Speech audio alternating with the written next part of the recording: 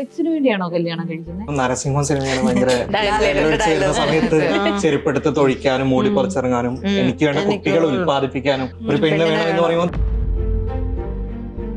കുംപ്ലങ്കി knives എന്ന cinema ഉണ്ടല്ലോ, ഷമ്മി ആദ്യം ഹീറോ ആയിരുന്നു, പക്ഷെ അവസാനം ഷമ്മി സൈക്കോ ഷമ്മി ആവുകയാണ്.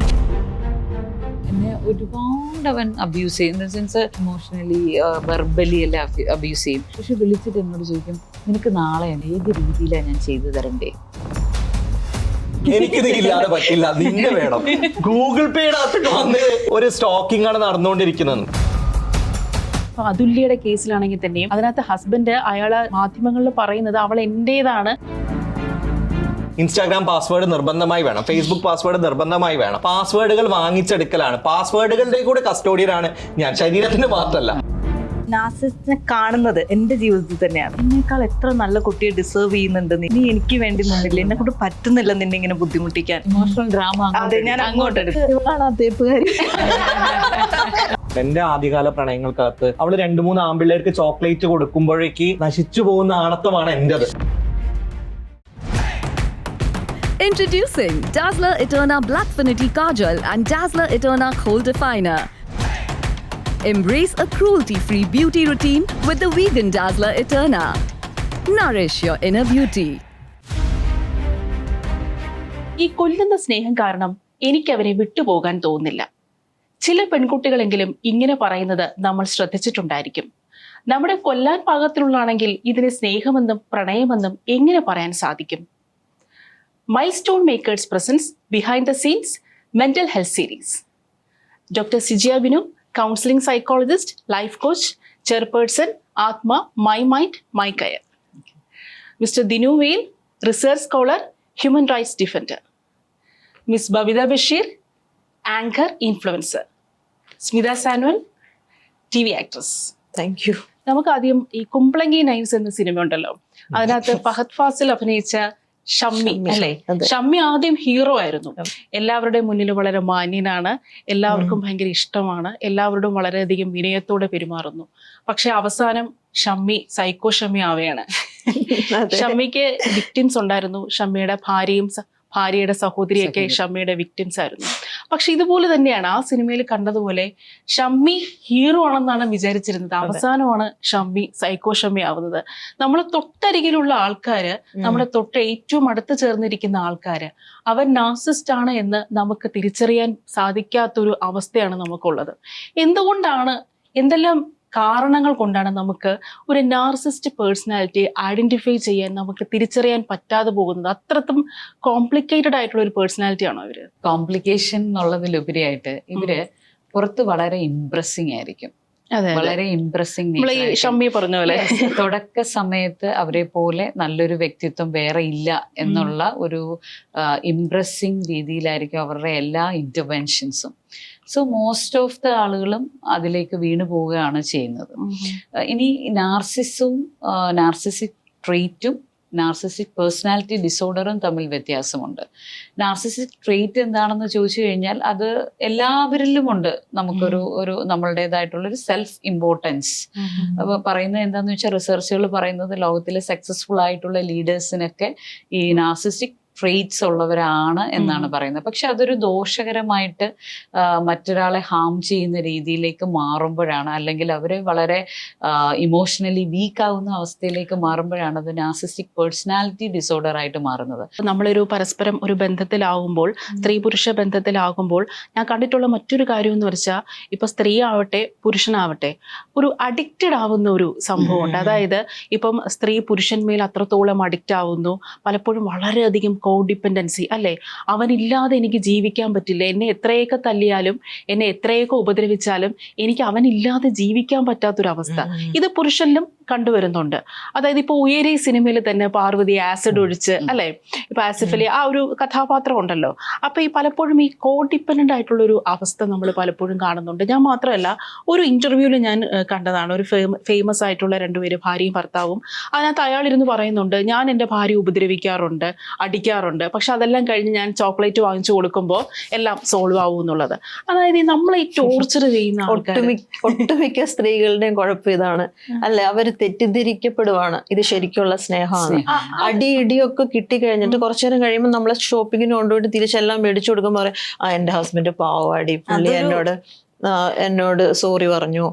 പക്ഷെ കുറച്ചു ദിവസം കഴിയുമ്പോൾ ഇത് പിന്നെ റിപ്പീറ്റ് ആവുക. അതെന്താണ്? അതൊരു ഓൾഡ് പാറ്റേൺ ആണ് ആക്ച്വലി. നമ്മൾ കണ്ട് വളർന്നതിന്റെയും കൂടെ ഒരു പ്രശ്നമുണ്ടെന്ന് തോന്നുന്നു. പണ്ട് മുതൽക്കേ നമ്മൾ കേട്ട് വരുന്നത് വീടായാൽ ഭർത്താവും ഭാര്യ ആയാൽ അല്ലെങ്കിൽ നമ്മളൊരു ബന്ധത്തിലായിരിക്കുമല്ലോ. പക്ഷെ അതൊക്കെ ഒരുപാട് മാറിയില്ല, അതൊക്കെ ഒരുപാട് ബ്രേക്ക് ചെയ്തുകൊണ്ടിരിക്കുകയല്ലേ. ഇത് മാനസികമായിട്ടുള്ള എന്തോ പ്രശ്നം കൊണ്ടാണ്, സിസ്റ്റത്തിന്റെ മാത്രം നമുക്കല്ല, അതിൽ നിന്നൊക്കെ നമ്മൾ ഒരുപാട് മുന്നോട്ട് വന്നു. പക്ഷെ എന്തുകൊണ്ടാണ് ഇപ്പോഴും ഈ ടോർച്ചറിങ്ങിനോട്, ഈ ട്രോമ ബോണ്ടിങ്ങിനോട് അത്തരം ഒരു ആസക്തി തോന്നാനുള്ള കാരണം എന്തായിട്ടാണ് തോന്നിയിട്ടുള്ളത്? എനിക്ക് ഇത് പറയുമ്പോൾ നരസിംഹം സിനിമയാണ് ഭയങ്കര പെട്ടെന്ന് ഓർമ്മ വരുന്നത്. മറ്റേ ചേരുന്ന സമയത്ത് ചെരുപ്പെടുത്ത് തൊഴിക്കാനും മൂടി പറിച്ചിറങ്ങാനും എനിക്ക് വേണ്ട കുട്ടികൾ ഉൽപ്പാദിപ്പിക്കാനും അവസാനം നെഞ്ചത്തടിച്ച് കരയാനും വേണ്ടിയിട്ട് ഒരു പെണ്ണ് വേണം എന്ന് പറയുമ്പോൾ തിയേറ്ററിൽ വലിയ കരഘോഷം കിട്ടിയിട്ടുള്ള ഡയലോഗാണ് അത് എന്നുള്ളതാണ്. ഇത് ഒരു നാർസിസ്റ്റിക് പേഴ്സണാലിറ്റി മാത്രമല്ല, അതിന് ഓവർലാപ്പ് ചെയ്യുന്ന മറ്റ് പേഴ്സണാലിറ്റി ഇഷ്യൂസും കൂടെ വരാനുള്ള സാധ്യത ഉണ്ട്. നമ്മൾ ഈ പറയുന്ന ഡാർക്ക് ട്രയാഡ് എന്ന് പറയുന്ന 3 കോമ്പോസിഷൻസ്, മെക്കിവെലിയനിസം എന്ന് പറയുന്ന വളരെയധികം നമ്മളെ മാനിപ്പുലേറ്റ് ചെയ്യാനുള്ള ഗ്രാൻഡ് മാനിപ്പുലേറ്റേഴ്സ് ആയിരിക്കും ഇവർ. ഈ പറഞ്ഞ പോലെ തന്നെ വളരെ എളുപ്പത്തിൽ നമ്മളോട് എല്ലാ ചീത്തയും പറഞ്ഞ് അവസാനം ചോക്ലേറ്റ് വാങ്ങി തരുന്ന, ഏട്ടായി കോഫിക്ക് വേണ്ടി വെയിറ്റ് ചെയ്യുന്ന തരത്തിലുള്ള ഗ്രാൻഡ് മാനിപ്പുലേറ്റേഴ്സ് ആവുന്ന ഒരു മെക്കിവെലിയനിസം ഉണ്ടാവും. അതോടൊപ്പം തന്നെ വളരെ ഇമ്പൾസീവ് ആയിട്ട് ബിഹേവിയർ ചെയ്യുന്ന ഒരു സൈക്കോപാത്തിസം എന്ന് പറയുന്ന ഒരു ട്രെയ്റ്റുമായിട്ട്, ഒരു പേഴ്സണാലിറ്റി ഡിസോർഡർ ആയിട്ട് നമുക്ക് ഇതിനെ റിലേറ്റ് ചെയ്യാം. അതും ഈ പറഞ്ഞ പോലെ നാർസിസം കൂടെ ചേർന്നുകൊണ്ട് അത്തരം ഒരു ഗ്രാൻഡ് ട്രയാഡ് പലപ്പോഴും നമുക്ക് ഇവരിൽ കാണാൻ വേണ്ടി സാധിക്കും. ഇതിന്റെ 3ന്റെയും ഒരു കോംബോ ആണ് ഒരുപക്ഷെ നരസിംഹത്തിലെ ഡയലോഗിൽ നമുക്ക് വളരെ എവിഡന്റ് ആയി കാണുന്നത്. പലരും ഉപയോഗിക്കുന്ന ഒരു വാക്ക് തന്നെ ടോക്സിക് ലവ് എന്നാണ്. അത് ഭയങ്കര പ്രശ്നമുള്ള ഒരു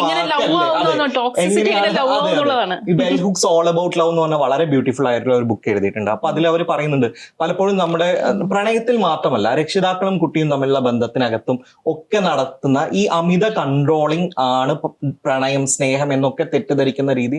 ടോക്സിക് ആയ ഒന്നും സ്നേഹമല്ല, ടോക്സിക് ആയ ഒന്നും പ്രണയമല്ല എന്ന് തിരിച്ചറിയാതെ പോകുന്നുണ്ട് എന്നുള്ളത് ഒരു യാഥാർത്ഥ്യം തന്നെയാണ്. ഞാൻ ഈ പ്രേമലേഖനം എന്ന് പറഞ്ഞ ബഷീറിന്റെ ബ്യൂട്ടിഫുൾ ആയിട്ടുള്ള കൃതി, അതിന്റെ അകത്തെ സാറാമയും കേശവൻ നായരും ഒന്നിച്ചു പോവുകയും ഈ പറയുന്ന ചായ വേണമെന്ന് പറയുമ്പോൾ രണ്ട് ചായ എന്ന് പറയുമ്പോൾ അടുത്ത് സാറാമ പറയുന്നുണ്ടല്ലോ 2 കോഫി എന്ന് പറയുന്നുണ്ട്. അവര് ഒരു ചായയും ഒരു കോഫിയും എന്ന തീരുമാനം പറഞ്ഞതാണ്. ഒരു ചായയിലേക്കും ഒരു കോഫിയിലേക്കും ആ തീരുമാനം മാറ്റിയെടുക്കുന്ന ഒരു ജനാധിപത്യ ബോധം ഉണ്ടല്ലോ, അത് പലപ്പോഴും പ്രണയങ്ങൾക്കകത്തും റിലേഷൻഷിപ്സിന്റെ അകത്തും ഒക്കെ തന്നെ നഷ്ടപ്പെടുന്നു എന്നുള്ളത് ഒരു യാഥാർത്ഥ്യം തന്നെയാണ്. അത് സംഭവിക്കുന്നത് ഈ പറഞ്ഞ പോലെ തന്നെ വളരെ രൂക്ഷമായിട്ടുള്ള ഒരു ട്രോമ ബോണ്ടിങ് ആളുകൾക്കിടയിൽ നിലനിൽക്കുന്നു എന്നുള്ളത് യാഥാർത്ഥ്യമായിട്ടുള്ള ഒരു കാര്യം തന്നെയാണ്.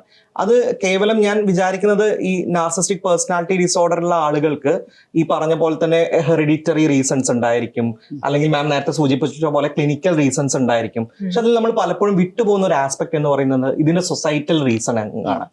വളരെ ഫ്രജൈൽ ആയിട്ടുള്ള ഒരു പേഴ്സണാലിറ്റി മുഖംമൂടി അണിഞ്ഞിട്ടാണ് പലപ്പോഴും അവർ ഇത്രയും ധൈര്യവും സെൽഫ് എസ്റ്റീം ഒക്കെ കാണിക്കുന്നത്.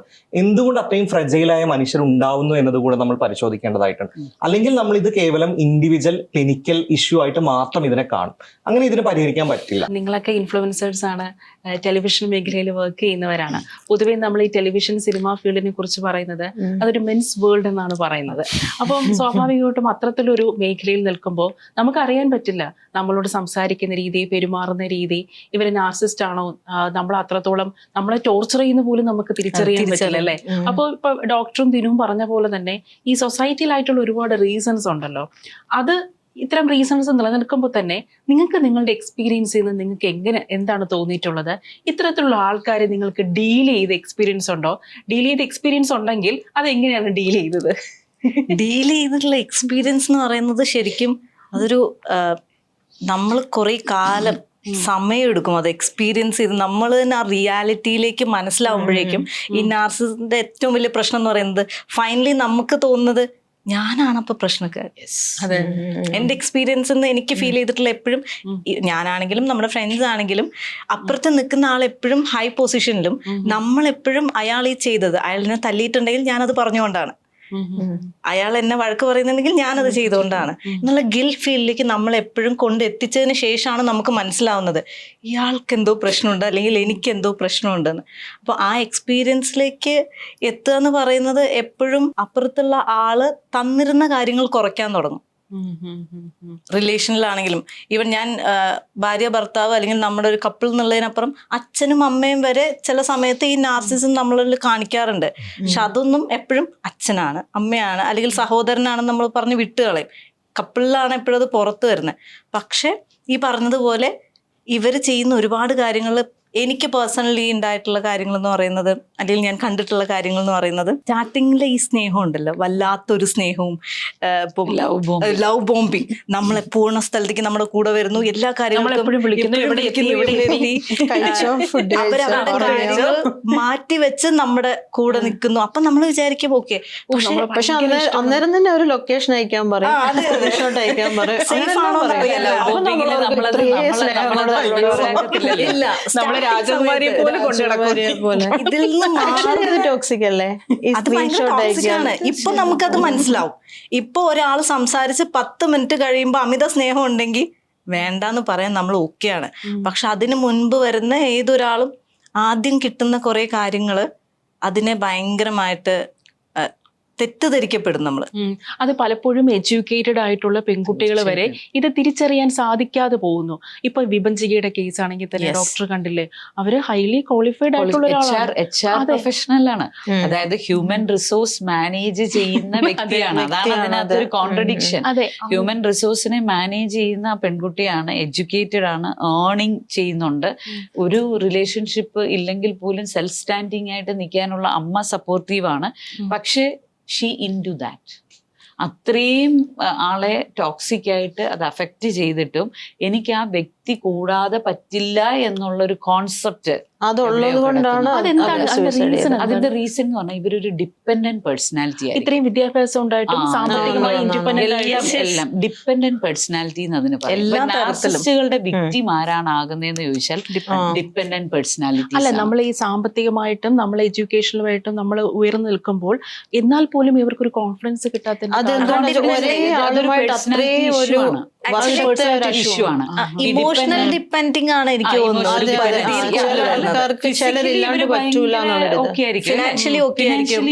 പക്ഷെ ഇമോഷണൽ ലെവൽ ഇവര് വെറും ക്രീപ്പറാണ്. നമ്മളിങ്ങനെ എത്ര വള്ളിച്ചെടിയാണ്. അപ്പൊ ഇവർക്ക് പടർന്നു കയറാൻ എപ്പോഴും ഒരു വടവൃക്ഷം വേണം.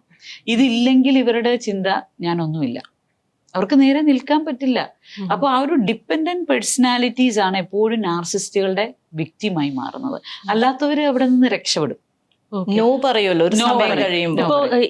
ഇപ്പൊ അതുല്യയുടെ കേസിലാണെങ്കിൽ തന്നെയും ആ കുട്ടിയുടെ ഹസ്ബൻഡിന്റെ പ്രകടനങ്ങൾ നമ്മൾ കണ്ടാണല്ലോ, ആ പെൺകുട്ടി ഉപദ്രവിക്കുന്നതെല്ലാം. അതിനകത്ത് ഹസ്ബൻഡ് അയാളെ മാധ്യമങ്ങളിൽ പറയുന്നത് അവൾ എന്റേതാണ്, അവളെ ഞാൻ തല്ലാറുണ്ട്, കാരണം അവൾ എന്റേതാണ്, ഞാൻ അവളെ അത്രത്തോളം സ്നേഹിക്കുന്നുണ്ട് എന്നാണ് അയാൾ പറഞ്ഞത്. എനിക്ക് തോന്നുന്നു അയാളുടെ വിചാരം ഇതാണ് ശരിയായ രീതിയിലുള്ള, ഇതാണ് സ്നേഹം എന്ന് അയാൾ തെറ്റിദ്ധരിച്ചിട്ടുണ്ട് എന്ന് എനിക്ക് തോന്നിയിട്ടുണ്ട്. അയാളുടെ ആ ഒരു ഇന്റർവ്യൂ കണ്ടപ്പോൾ എനിക്ക് അങ്ങനെയാണ് തോന്നിയത്. ആൾക്ക് കിട്ടിയ പ്രോഗ്രാമിംഗ്, ആളുടെ ബ്രോട്ടപ്പിൽ നിന്നുള്ള ഒരു പാറ്റേൺ, ഇതെല്ലാം തീർച്ചയായിട്ടും അവരുടെ ഈ തോട്ട് പ്രോസസ്സിന്റെ പാറ്റേൺ ആയി മാറും. അപ്പോ ഇപ്പൊ ഫോർ എക്സാമ്പിൾ ചെറുപ്പത്തിൽ അച്ഛൻ ഭയങ്കരമായിട്ട് ഉപദ്രവിച്ചതിന് ശേഷം രാത്രിയിൽ നല്ല വട വാങ്ങിക്കൊണ്ട് കൊടുക്കും. ആ വടയുടെ എണ്ണ എൻ്റെ കാലിലുണ്ടായ തടിപ്പിനെ മാറ്റി എന്ന് ചിന്തിക്കുന്നവരും വിശ്വസിക്കുന്നവരും ഉണ്ട്. അപ്പൊ ദാറ്റ് മീൻസ് ഈ abuse is the part of life. അത് കഴിഞ്ഞിട്ട് അങ്ങ് റിസോൾവ് ആയാൽ മതി. This is the pattern of life.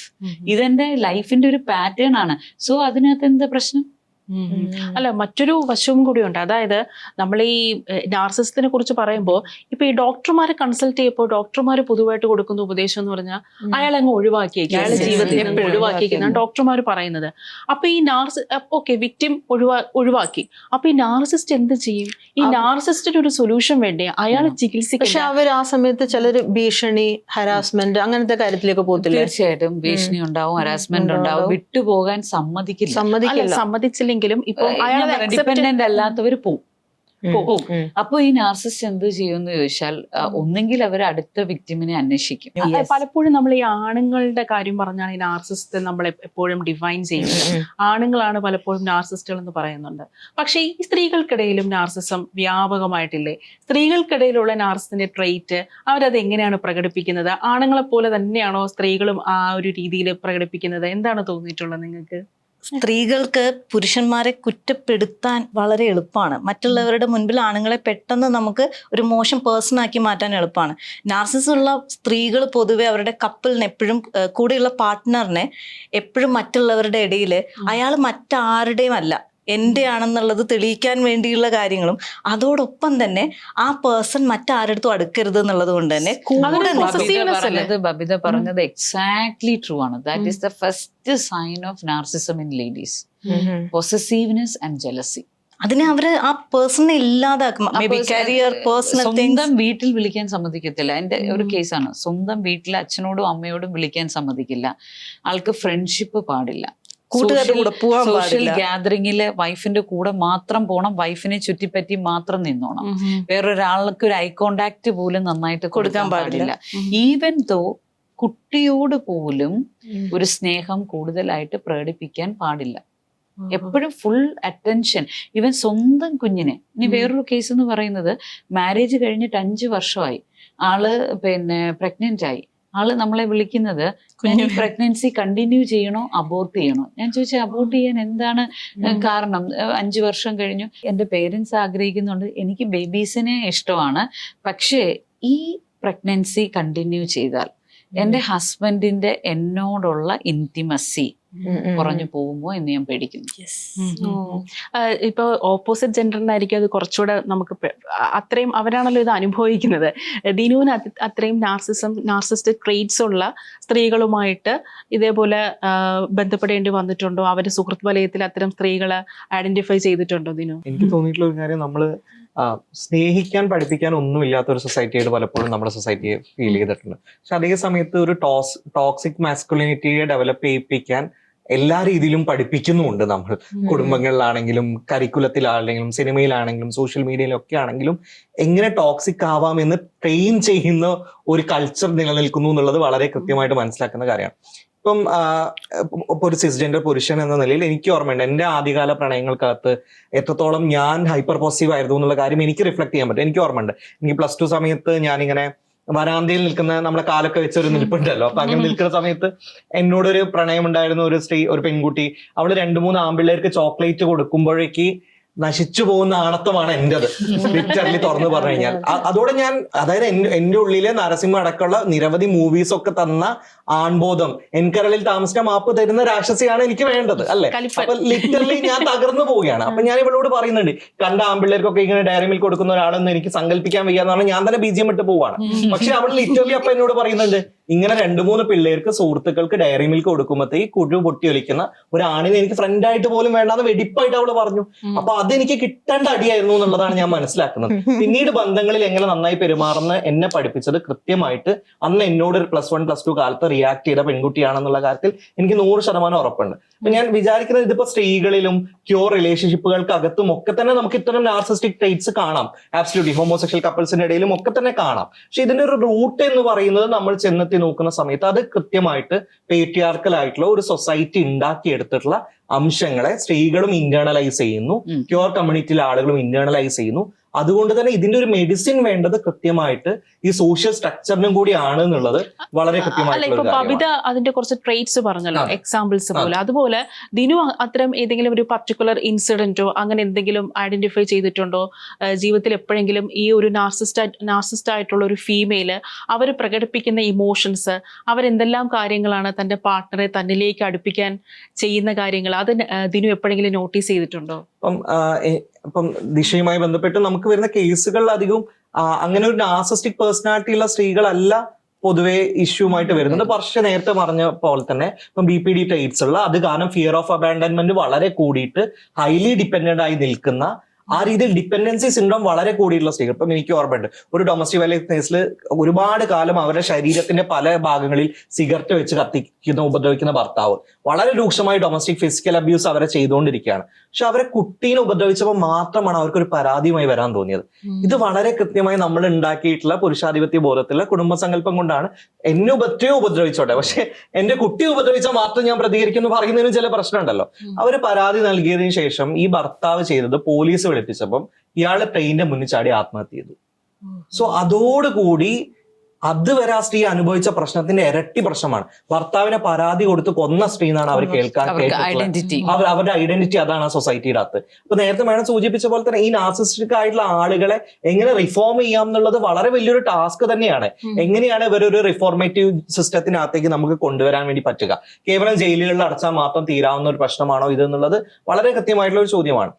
എനിക്ക് തോന്നുന്നത് ഇന്നത്തെ കാലഘട്ടത്തിൽ ഈ പറഞ്ഞ പോലെ തന്നെ പല രീതിയിലുള്ള സ്റ്റോക്കിങ്ങുകൾ വളരെ വളരെ നോർമലൈസ് ചെയ്തുകൊണ്ടിരിക്കുകയാണ് നമ്മൾ. ഇപ്പൊ ഞങ്ങൾക്ക് വന്നൊരു മാറ്ററിന്റെ അകത്ത് ഫോണിൽ ബ്ലോക്ക് ചെയ്തു, ഇൻസ്റ്റാഗ്രാം ബ്ലോക്ക് ചെയ്തു, അവസാനം മെസ്സേജ് ആയി ഗൂഗിൾ പേയിലാണ് മെസ്സേജ് അയക്കുന്നത്, എനിക്കിത് ഇല്ലാതെ പറ്റില്ല, അതിന്റെ വേണം. ഗൂഗിൾ പേയുടെ അകത്തൊക്കെ വന്ന് എന്ത് രീതിയിലുള്ള ഒരു സ്റ്റോക്കിംഗ് ആണ് നടന്നുകൊണ്ടിരിക്കുന്നത്. അപ്പൊ നമ്മൾ ഈ പതിവായി അവളെ കാണാൻ പോകാറുണ്ട് എന്ന് പറഞ്ഞ് അവളെ വീഴ്ത്തലാണല്ലോ വേണ്ടത്. വീഴ്ത്തലാണ് പ്രണയത്തിൽ വേണ്ടത് എന്ന് വിശ്വസിക്കുന്ന രീതിയിലുള്ള കണ്ടിന്യൂസ് സ്റ്റോക്കിംഗ്, കണ്ടിന്യൂസ് ആയിട്ടുള്ള സൈബർ മോണിറ്ററിംഗ്. ഇൻസ്റ്റാഗ്രാം പാസ്വേഡ് നിർബന്ധമായി വേണം, ഫേസ്ബുക്ക് പാസ്വേഡ് നിർബന്ധമായി വേണം, പാസ്വേഡുകൾ വാങ്ങിച്ചെടുക്കലാണ്, പാസ്വേഡുകളുടെ കൂടെ കസ്റ്റോഡിയനാണ് ഞാൻ, ശരീരത്തിന്റെ മാത്രമല്ല നിങ്ങളുടെ സൈബർ ലോകത്തിന്റെ കൂടെ കസ്റ്റോഡിയനാണ് ഞാൻ എന്ന് പറയുന്ന രീതിയിലുള്ള പ്രശ്നങ്ങൾ. കുറ്റപ്പെടുത്തലുണ്ടല്ലോ, ബ്ലെയിം ഷിഫ്റ്റിംഗ്. അതായത് എന്ത് പ്രശ്നം വന്നാലും ഇവർ വളരെയധികം മാനിപ്പുലേറ്റീവ് ആയിട്ട് അവരത് ഏൽക്കുകയില്ല, അവരത് ഏൽക്കാതെ പാർട്ട്ണർക്കായിരിക്കും എല്ലാ കുറ്റപ്പെടുത്തലും എല്ലാ കുറ്റങ്ങളും അതിലോട്ട് ചുമത്തുന്നത്. അപ്പം ഇതിൽ നിന്ന് അവർക്ക് കിട്ടുന്ന ഒരു കിക്ക് എന്താണ്? ഒരു സാഡിസ്റ്റിക് എൻജോയ്മെന്റ്, സാഡിസ്റ്റിക് റിലാക്സേഷൻ എന്ന് പറഞ്ഞാൽ ഇപ്പൊ ഇതെന്ന് പറയുന്നത് ബ്ലെയിം ഷിഫ്റ്റിംഗ് ആൻഡ് അപ്പുറത്ത് നിൽക്കുന്ന ആളെ കൊണ്ട് തോന്നിപ്പിക്കുകയാണ് കൈൻഡ് ഓഫ് ഗ്യാസ് ലൈറ്റിംഗ് എന്ന് പറഞ്ഞാൽ ഞാൻ കാരണമാണോ ഇനി ഇയാൾ ഇങ്ങനെ ചെയ്യുന്നത്? ബബിത അത് കൃത്യമായിട്ട് പറഞ്ഞു, ഞാൻ കാരണമാണോ ആളിങ്ങനെ ചെയ്യുന്നത്? ഞാനിങ്ങനെ പറഞ്ഞുകൊണ്ടല്ലേ ആള് പോയി കുടിച്ചിട്ട് വന്നത്. ഞാൻ ആ സിറ്റുവേഷൻ ഉണ്ടാക്കിയില്ലായിരുന്നെങ്കിൽ ആള് കുടിക്കില്ലായിരുന്നല്ലോ, ആള് കുടിക്കില്ലായിരുന്നല്ലോ, അല്ലെ ആള് ഡ്രഗ്സ് എടുത്തിട്ട് വരത്തില്ലായിരുന്നല്ലോ. പക്ഷെ ഇത് പറഞ്ഞില്ലെങ്കിലും ആള് ചെയ്യുമായിരുന്നു. പക്ഷെ അതിന് വേറൊരു റീസൺ അവർ അന്നേരം ഉണ്ടാക്കും. അപ്പൊ എന്റെ ഒരു കേസ് 12 വർഷമായിട്ട് വൈഫിനോട് ഭയങ്കര ട്രസ്റ്റ് വർത്തിയായിട്ട് പറഞ്ഞ പോലെ തന്നെ എല്ലാ കാര്യങ്ങളും ത്രോപ്സ് ചെയ്യാനുള്ള ഒരു സ്പേസ് ഉണ്ടാക്കിയിട്ടിട്ട് അപ്പുറത്ത് ആൾക്ക് ഇഷ്ടമുള്ള രീതിയിൽ മൾട്ടിപ്പിൾ റിലേഷൻഷിപ്പിൽ പോയിക്കൊണ്ടിരിക്കുകയാണ്. ഒരു പോയിന്റിൽ, അതായത് 12 വർഷം ഈ സ്ത്രീ അറിയാതെ ഇത് കൊണ്ട് നടക്കുന്നുണ്ട്, ഒരു ഇത് കൊണ്ട് നടക്കുന്നുണ്ട് മൾട്ടിപ്പിൾ ആളുകളുമായിട്ടുള്ള റിലേഷൻഷിപ്പ്. കാരണം ഇവരെ കംപ്ലീറ്റ്ലി ഇവരെ വിശ്വസിപ്പിച്ചിരിക്കുകയാണ് I'm a super hero, അല്ലെങ്കിൽ I'm a very genuine person എന്നുള്ളത്. ഈ സ്ത്രീ ആണെങ്കിൽ കംപ്ലീറ്റ്ലി ഡിപ്പെൻഡന്റും ആണ്. അപ്പൊ അതുകൊണ്ട് വേറെ ഒന്നും അന്വേഷിക്കാൻ പോകുന്നില്ല, എനിക്ക് വേണ്ടുന്നതെല്ലാം പ്രൊവൈഡ് ചെയ്യുന്നുണ്ട്. അല്ല, നമ്മൾ ഈ സെക്ഷ്യോപാത്ത് ആയിട്ടുള്ള ആൾക്കാരുണ്ടല്ലോ, ഇത് നാർസിസത്തിൽ മാത്രം കാണുന്ന ഒരു ഇതാണോ? അല്ല, മറ്റു പല ഡിസോർഡേഴ്സിലും ഇത് കാണാനായിട്ട് സാധിക്കും. ഈ നാർസിസത്തിൽ കൂടുതലും ഇവർക്ക് എങ്ങനെയാണെന്ന് ചോദിച്ചാൽ, ഇവർക്ക് ഞാനൊരു സ്ഥലത്ത് ഇമ്പോർട്ടൻ്റ് ആയിട്ട് നിൽക്കുന്നു, ഇവർ പോകുന്ന എല്ലാ സ്ഥലത്തും ഇവർക്ക് ഇമ്പോർട്ടൻസ് വേണം. എല്ലാ സ്ഥലത്തും, എവറി പ്ലേസ്, ഒരു സ്ഥലത്ത് അത് പിന്നെ ഇന്നർ സർക്കിളിൽ കൂടുതലും വേണം. എന്നാൽ ഇവർ അതിന്റെ രീതിയിലുള്ള ഇന്റിമസി കൊടുക്കത്തില്ല, അതിന്റെ രീതിയിലുള്ള റിലേഷൻഷിപ്പുകളിൽ അവർ കോൺട്രിബ്യൂട്ട് ചെയ്തില്ല. ഈവൻ വർക്ക് പ്ലേസിലാണെങ്കിലും അത്ര വലിയ കോൺട്രിബ്യൂഷൻസോ അച്ചീവ്മെന്റ്സോ ഒന്നുമില്ല. ചെറിയൊരു അച്ചീവ്മെന്റ് ആണെങ്കിലും നമ്മൾ എത്ര വേണം? ഹൈ ആയിട്ട് കൊടുത്തുകൊണ്ടിരിക്കണം. ഇതേപോലെ തന്നെ ഈ മൾട്ടിപ്പിൾ പാർട്ട്നേഴ്സുമായിട്ട് ഈ ബന്ധം പുലർത്തുന്ന ഒരു അവസ്ഥയുണ്ടല്ലോ. ഇതിപ്പം പാർട്ട്ണർ ഇത് പിടിച്ചാലും സ്റ്റാൻഡിൽ പിടിച്ചാലും അവരുടെ ഒരു റിയാക്ഷൻ ഉണ്ടല്ലോ, അതിനിപ്പോ എന്താ ഒരു കുഴപ്പം, ഇത് നാർസിസിസ്റ്റിന്റെ ഒരു പ്രശ്നമാണ്, അതിനിപ്പോ എന്താ ഒരു കുഴപ്പം, ഒരുതരം ഇതൊന്നും ഒരു പ്രശ്നമല്ല, ഞാൻ വലിയ സംഭവമല്ലേ എന്നുള്ളൊരിതുണ്ടല്ലോ. ഇതുമായി ബന്ധപ്പെട്ട് ആൾക്കാര്, ദിശയുമായി ബന്ധപ്പെട്ട് ദിനൂന് അത്തരത്തിലുള്ള പരാതികളുമായിട്ട് വന്നിട്ടുണ്ടോ? അതായത് അവരെങ്ങനെയാണ് ഇതിനെ പ്രതിരോധിക്കുന്നത് പാർട്ട്ണർ? കാരണം അവരാകെ ഡിപ്രസ്ഡ് ആയിട്ടാണോ വരുന്നത്? ഈ നാർസിസ്റ്റ് ആയിട്ടുള്ള പേഴ്സണാലിറ്റി അവരുമായിട്ട് സംസാരിക്കാൻ, ഇത്തരത്തിൽ മൾട്ടിപ്പിൾ പാർട്ട്നേഴ്സുമായിട്ട് പോകുന്ന ഈ നാർസിസ്റ്റ് പേഴ്സണാലിറ്റിയോട് സംസാരിക്കാനുള്ള ഒരു അവസരം വന്നിട്ടുണ്ടോ? ഇതിനകത്ത് ഒരു വ്യക്തി പോളിമോറസ് ആവുന്നതോ മോണോഗാമസ് ആവുന്നതോ ഒക്കെ തന്നെ പരസ്പരം ആ രണ്ട് പങ്കാളികൾക്കിടയിലെ സമ്മതത്തോടുകൂടി നടക്കേണ്ട ഒരു കാര്യമാണ്. പക്ഷെ ഈ പറഞ്ഞ പോലെ തന്നെ പങ്കാളിയുടെ സമ്മതം ഇല്ലാതെ, പങ്കാളി അറിയാതെ മറ്റു പലരുമായി ബന്ധപ്പെടുന്നു. അത്തരം ബന്ധങ്ങൾ പിടിച്ചു കഴിഞ്ഞാൽ ഉടനെ എക്സ്ട്രീം ഗ്യാസ് ലൈറ്റിംഗ് ആണ് നടത്തിക്കൊണ്ടിരിക്കുന്നത്. അതായത് അവർ ചെയ്ത പ്രവൃത്തിയല്ല കുറ്റകരം, നമ്മൾ എങ്ങനെ അതിനോട് റെസ്പോണ്ട് ചെയ്തു എന്നതാണ് കുറ്റകരം എന്നുള്ള രീതിയിലേക്ക് ഇതിന്റെ ഷിഫ്റ്റ് ബേർഡൻ മൊത്തം നമ്മളിലേക്ക് മാറ്റുക എന്നുള്ളതാണ് അപകടകരമായിട്ടുള്ള ഒരു കാര്യം നടക്കുന്നത്. അതിന് മറ്റ് റീസൺസ് കൂടെ വരുത്തുന്നത് ആ വ്യക്തി സെക്ഷുവലി സാറ്റിസ്ഫാക്ടറി ആയിട്ടുള്ള ഒരു വ്യക്തി അല്ലെന്ന് കൂടി ആ വ്യക്തിയെ കുറ്റപ്പെടുത്തുന്ന രീതിയിലുള്ള ഇഷ്യൂസ് പലപ്പോഴും ഉണ്ടാവാറുണ്ട്. സെക്ഷലി ഇമോഷണലി അതെ, ഒന്നും നിങ്ങൾ അതിന് കൊള്ളാത്തത് കൊണ്ടാണ് ഞാൻ വേറെ ആളുടെ പിറകെ പോയത്. ഞാൻ പറഞ്ഞ കേസിൽ തന്നെ അതാണ്. അതെ. അവസാനം ഇങ്ങനെയാണ് ഇത് ഫൈൻഡ് ഔട്ട് ചെയ്തിട്ട് ഈ കുട്ടിക്ക് റിലേറ്റീവ്സും അവളുടെ ഫ്രണ്ട്സും ആണ് ഇത് കണ്ടുപിടിക്കുന്നത് എന്ന് പറഞ്ഞാൽ അതുപോലെ വ്യാപകമായി. എന്നിട്ടും ഈ പാർട്ട്ണർക്ക് ഇത് മനസ്സിലാകുന്നില്ല.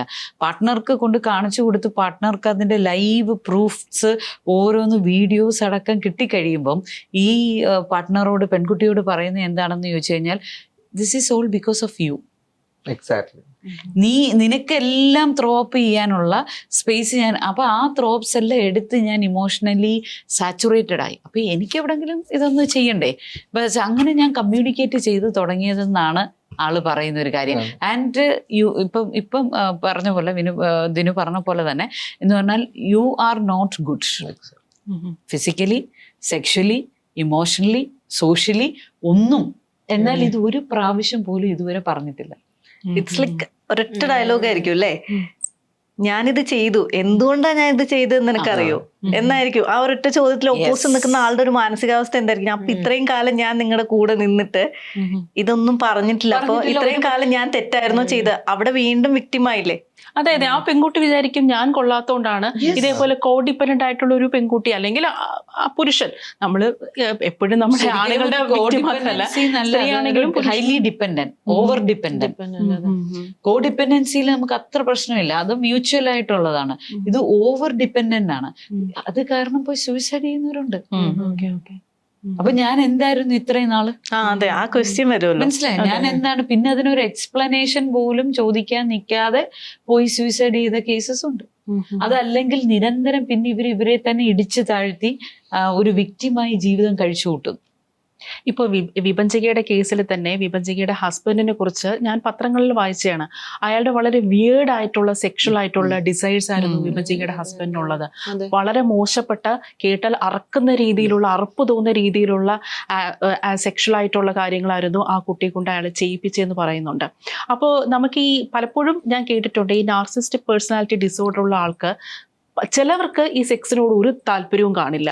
അവര് സെക്സ് ചെയ്യുന്നതിനെ വളരെ മെക്കാനിക്കലായിട്ട്, യാന്ത്രികമായിട്ടായിരിക്കും ചെയ്യുന്നത്. ആ വ്യക്തിയോട് ഇമോഷണൽ ആയിട്ടുള്ള യാതൊരു കണക്ഷനും കാണില്ല. മാത്രമല്ല സെക്സ് ചെയ്യുന്ന പ്രോസസ്സിൽ അവർ മറ്റെന്തെങ്കിലും ചിന്തയായിരിക്കും അവരിലൂടെ പോകുന്നത്. ഇവരുടെ ഈ സെക്ഷൽ കാര്യങ്ങളിൽ അവരുടെ വിയേർഡ് ആയിട്ടുള്ള എന്തെല്ലാം തോട്ട്സ് ആണ് ഇവർക്കുള്ളത്? ഇതിനകത്ത് ഞാൻ ആദ്യമേ പറഞ്ഞ പോലെ ഇവരെല്ലാം ഇമോഷണലി വളരെ ഫ്രജൈലായിരിക്കും. അപ്പം നോർമൽ രീതികളൊന്നും പലർക്കും ഇഷ്ടപ്പെടത്തില്ല. അതൊരു നോർമലൈസ്, ഇപ്പൊ ഇമോഷണലി ഫ്രജൈലായിട്ടുള്ള ആളുകൾ പലരും, നമ്മളിപ്പോൾ BPDസിൽ നോക്കിയാൽ, നാർസിസത്തിൽ നോക്കിയാൽ, അല്ലെങ്കിൽ നമുക്ക് പിന്നെ എന്താ പറയുന്ന ചില പാരനോയിക് ട്രേറ്റുകളുള്ളവരിലൊക്കെ നോക്കിയാൽ നമുക്ക് ഇപ്പം എന്താ പറയുക വിയേർഡ് ആയിട്ടുള്ള പലതരത്തിലുള്ള എന്ന് പറഞ്ഞാൽ ഇവർക്ക് ഓവർ ഡ്രമാറ്റിക് ആവണം, അല്ലെങ്കിൽ ഫാന്റസി ഉണ്ടായിരിക്കണം. ഇല്ലെങ്കിൽ നമ്മൾ വളരെ മിനിമൽ എന്ന് പറയുന്ന സാധനത്തിലും താഴെ എന്ന് പറഞ്ഞാൽ നമ്മളൊരു നോർമലൈസ് ആയിട്ടുള്ള കാര്യങ്ങൾ ഇവരെ ഒരിക്കലും എൻജോയ്മെന്റിലേക്ക് കൊണ്ടുവരാറില്ല. ഓവർ എക്സ്പ്രസീവോ അണ്ടർ എക്സ്പ്രസീവോ ആയിട്ടുള്ള കാര്യങ്ങളാണ് ഇവരെ ഒന്ന് ത്രസിപ്പിക്കുന്നത്. അപ്പൊ അത്തരത്തിലുള്ള ഫാന്റസീസ് അല്ലെങ്കിൽ അത്തരത്തിലുള്ള കാര്യങ്ങൾ, അത് ചിലരെന്ന് പറയുന്നത് ചില നാർസിസ്റ്റുകൾ ചോദിക്കുന്നത് ഇപ്പം മെക്കാനിക്കലായിട്ട് എന്താ പറയാ, എന്താ സെക്സിന് വേണ്ടിയാണോ കല്യാണം കഴിക്കുന്നത്? അത് ഇപ്പൊ ഒരു കുട്ടി ഉണ്ടായി, കുട്ടിയില്ലേ, അല്ല ഇനി കുട്ടി വേണമെങ്കിൽ IVF ചെയ്യാലോ, ഞാൻ അവക്ക് വേണ്ടുന്ന എല്ലാം പ്രൊവൈഡ് ചെയ്യുന്നില്ലേ? അപ്പൊ വേറൊരു പെൺകുട്ടി എന്നോട് പറഞ്ഞതാ, അവൻ എന്ത് ചോദിച്ചാലും ഞാൻ കൊടുക്കും, അവൻ എന്ത് ചോദിച്ചാലും ഞാൻ കൊടുക്കും. ഒരു ചായ കുടിച്ചു കഴിയുമ്പോൾ ചിലപ്പോൾ അവൻ ചോദിക്കുന്നത് 15,000 രൂപയായിരിക്കും. ഞാൻ ചോദിച്ചാൽ ചായക്ക് എത്ര 15 രൂപയല്ല ഉള്ളൂ. അല്ല, അവന് ആവശ്യം, അവൻ ചോദിച്ചാൽ ഞാൻ 15,000 കൊടുക്കും. പക്ഷെ ഞാൻ പറയുന്ന പോലെ എനിക്ക് വേണ്ടുന്നപ്പോ എല്ലാം അവൈലബിൾ ആയി എൻ്റെ പ്രൈവറ്റ് പ്രോപ്പർട്ടി ആയിട്ട് നിൽക്കണം എന്ന് പറയുന്നപ്പോൾ എനിക്ക് ഇന്റർകോഴ്സിൽ താല്പര്യമില്ല. ഇന്റർകോഴ്സ് എന്തിനാ? മനസ്സിലായി. I'm into the foreplays, ഭയങ്കര ഡ്രമാറ്റിക് ആയിട്ടുള്ള ഫോർ പ്ലേസ് ഉണ്ട്, അത് പോരെ, അതുകൊണ്ട് സാറ്റിസ്ഫൈഡ് ആകത്തില്ലേ? എന്നാൽ അപ്പുറത്ത് നിൽക്കുന്ന ആൾക്ക് അതിൽ താല്പര്യമുണ്ടോന്നോ അല്ലെങ്കിൽ അവിടെ വരെ പോകണമെന്നോ അവർക്കതൊരു വിഷയമേ അല്ല. ഇവര് തോട്ട് പ്രോസസ്സ് പോകുന്നത് എന്താണ്, ഞാനെല്ലാം കൊടുക്കുന്നുണ്ട്, ഞാനെല്ലാം പ്രൊവൈഡ് ചെയ്യുന്നുണ്ട്. അപ്പൊ വിയേർഡ് സെക്ഷൽ ഫാന്റസീസ് ഉണ്ട്. അത് ഹൈയും ആവാം, പറഞ്ഞ പോലെ ലോയും ആവാം. എനിക്ക് തോന്നുന്നില്ല ഈ ടോക്സിക് ആയിട്ടുള്ള എല്ലാ റിലേഷൻഷിപ്പിലും രണ്ടുപേരില്ല, ഒറ്റ ആളേ ഉള്ളൂ.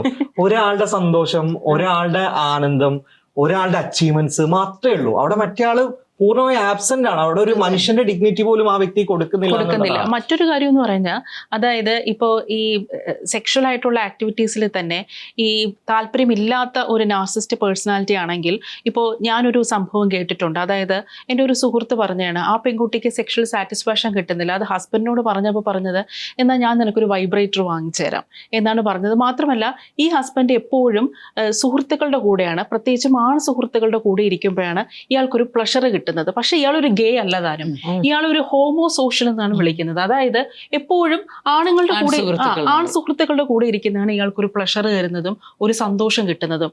അത്തരത്തിലുള്ള കഥകള് ദിനു കേട്ടിട്ടുണ്ടോ? ദിനുവിന്റെ സുഹൃത്തുക്കളിൽ അങ്ങനെ ആരെങ്കിലും ഉണ്ടോ? അല്ല, നിങ്ങളുടെയും അതുപോലെ തന്നെ കേട്ടിട്ടുണ്ട് ഇങ്ങനെ, ലൈക്ക് ആൺ സുഹൃത്തുക്കളുടെ കൂടെ ഇരിക്കുന്നതാണ് അവരുടെ സന്തോഷം. ഞാൻ കേട്ടിട്ടുള്ള ഒരു കാര്യം, ആ വൈഫ് ഭയങ്കര സ്നേഹമാണ്, എല്ലായിടത്തും കൊണ്ടും പുറത്തു കൊണ്ടും എല്ലാം ചെയ്യും. പക്ഷെ ഈ ഒരു സംഭവം വരുമ്പോ ഉറങ്ങിക്കോ എന്ന് പറഞ്ഞിട്ട് ഉറങ്ങിയിട്ട് പുള്ളി ഈ CDs ഇതുണ്ടല്ലോ, വീഡിയോസ്, പോൺ വീഡിയോസ്, അതിരുന്ന് കാണും. അതിന്റെ വലിയ കളക്ഷനാണ് പുള്ളിക്ക്. അത് ഇവരെ ഉറക്കിയിട്ടാണ് ചെയ്യുന്നത്. പക്ഷെ ഇവരിതൊക്കെ അറിയുന്നുണ്ടായിരുന്നു. അല്ല, അത് ഡിഫറെന്റ് ആണ്. ഇതുപോലെ ആണുങ്ങളോട് മാത്രം സൗഹൃദം വെക്കുക, അതിൽ നിന്ന് മാത്രം പ്ലഷർ കിട്ടുക, അതും ഒരു നാർസിസ്റ്റ് ട്രൈറ്റ് അല്ലേ? അത് എന്ന് പറയാൻ പറ്റത്തില്ല. അതൊരു ഈ പറഞ്ഞ പോലെ തന്നെ ഹോമോസോഷ്യൽ ആണ്. ഹോമോസോഷ്യൽ എന്ന് പറഞ്ഞാൽ അവർക്ക് കൂടുതൽ ഈ ഹെട്രോക്സ് സെക്ഷൽ ഉണ്ട്, ഹോമോസെക്ഷൽ എന്ന് പറയുന്ന പോലെ ഹെട്രോസോഷ്യൽ, ഹോമോസോഷ്യൽ ഇതുണ്ട്. ഹോമോസോഷ്യൽ എന്ന് പറഞ്ഞാൽ എൻ്റെ സെയിം സെക്സുമായിട്ട് ഇരിക്കുമ്പോഴാണ് എനിക്ക് കൂടുതൽ എൻജോയ്മെന്റ്. പക്ഷെ അവർ ഗേ അല്ലായിരിക്കും, ഗേ അല്ല, അവർക്ക് അതൊരു സെക്ഷൽ ഓറിയന്റേഷൻ കാണത്തില്ല. ബാക്കി എല്ലാ കാര്യങ്ങളിലും കംഫർട്ടബിൾ ആകുന്നത് അത്. അപ്പോ എനിക്ക് വൈഫ് പോലും അല്ലെങ്കിൽ എൻ്റെ ഹസ്ബൻഡ് പോലും വേറൊരു അന്യഗ്രഹ ജീവിയെ പോലെ ഫീൽ ചെയ്യും. പിന്നെ നമുക്കിതൊക്കെ ചെയ്യേണ്ടത് റെസ്പോൺസിബിലിറ്റി ആണ്. അപ്പോൾ റെസ്പോൺസിബിലിറ്റി മീറ്റ് ചെയ്യാനും അല്ലെ ഒരു പ്രൊക്രിയേഷനും വേണ്ടി മാത്രം അതിലേക്ക് ചെല്ലും. സ്ത്രീകളിലും അങ്ങനെയുള്ളവര് ധാരാളമുണ്ട്. സ്ത്രീകളിൽ അവര് കംഫർട്ട് ആവുന്നത് സ്ത്രീകളുമായിട്ട് ഇടപെടുന്നതാണെന്ന് മാത്രമാണ്. ഒത്തിരി കൂടിയില്ലേ സോഷ്യൽ മീഡിയയുടെ ഇത് വന്നേ, പിന്നെ അവർ പറയുന്ന കാര്യങ്ങളൊക്കെ അതിന് ഓറിയന്റേഷൻസും ഉണ്ട്. അവരെപ്പോഴും അങ്ങനെയുള്ള സ്ത്രീകൾ എപ്പോഴും പറയുന്ന കാരണങ്ങൾ ആണുങ്ങളിൽ നിന്ന് കിട്ടുന്നത് എപ്പോഴും നമുക്ക് റോങ് തിങ്സ് ആണ്. അവര് കയ്യിൽ നിന്ന് നമുക്ക് പഴിയും വഴക്കും ചീത്തകളും മാത്രമാണ്. അല്ലെങ്കിൽ അവര് നമ്മളെ അങ്ങനെ ഒരു സ്ത്രീ എന്ന് പറഞ്ഞ് വളരെ താഴോട്ടാണ് കാണുന്നത്. നീ വെറും പെണ്ണെന്ന്. അപ്പൊ അതിൽ നല്ലത് നമ്മൾ രണ്ട് സ്ത്രീകള് അവിടെ സെക്സ് അല്ല, ഒബ്വിയസ്ലി അല്ല, പക്ഷേ ഗ്രൂപ്പ് ഒക്കെ ഉണ്ടല്ലോ, അങ്ങനത്തെ ഗ്രൂപ്പുകളെ എല്ലാ ഗ്രൂപ്പിനെയും നമുക്ക് അങ്ങനെ ഒരിക്കലും പറയാൻ പറ്റില്ല, കാറ്റഗറൈസ് ചെയ്യാൻ പറ്റത്തില്ല. ഇത് സെർട്ടൻ കൈൻഡ് ഓഫ് പേഴ്സൺസ്. അവര് ലൈഫിൽ നല്ല എൻജോയ് ചെയ്യുന്നത് അവർക്ക് കംഫർട്ടബിൾ ആയിട്ടുള്ള അവരുടെ സെയിം സെക്സിലുള്ള ആളുകള്, അതവര് അവരുടെ ഈ പരസ്പരം ഈ സൗന്ദര്യം പോലും ആരാധനയോടുകൂടി കാണുകയും അവർ ഈ ഓർണമെന്റ്സുകൾ അങ്ങോട്ടും ഇങ്ങോട്ടും കാണുകയും അത് നീ ഇങ്ങനെ ഇട്ടാലായിരിക്കും നിനക്ക് ചേരുന്നെങ്കിൽ നമ്മൾ സ്വാഭാവികമായിട്ട് പറയുന്നതല്ല, അതിന്റെ ഒരു എക്സ്ട്രീം ലെവൽ. അപ്പൊ നിനക്ക് ഇന്ന ഡിസൈനിലുള്ള ഇന്ന പാറ്റേണിലുള്ള ഇന്നതാണ് നിനക്ക് ചേരുന്നത്, അപ്പൊ നീ അങ്ങനെ ഇട്ട് വരുമ്പോ എനിക്ക് ഭയങ്കര ഇഷ്ടമാണത്. ഈ തരത്തിലുള്ള കോമന്റ്സുകൾ പോലും പറയത്തക്ക രീതിയിലുള്ള ഒരു ആരാധനയും സ്നേഹവും അവിടെ ഭയങ്കര കംഫർട്ടും ആയിട്ടുള്ള സിറ്റുവേഷൻസ് ഉണ്ട്. പക്ഷെ അത് ഉപദ്രവകരമായിട്ട് മാറുമ്പോൾ എപ്പോഴാണെന്ന് ചോദിച്ചാൽ എൻ്റെ പാർട്ട്ണർക്ക് കൊടുക്കേണ്ട ഇമ്പോർട്ടൻസ് ഞാൻ ഇവിടെ ആയിരിക്കും കൊടുക്കുന്നത്. ഇവിടെ പറഞ്ഞാലായിരിക്കും കൂടുതൽ വിഷമം.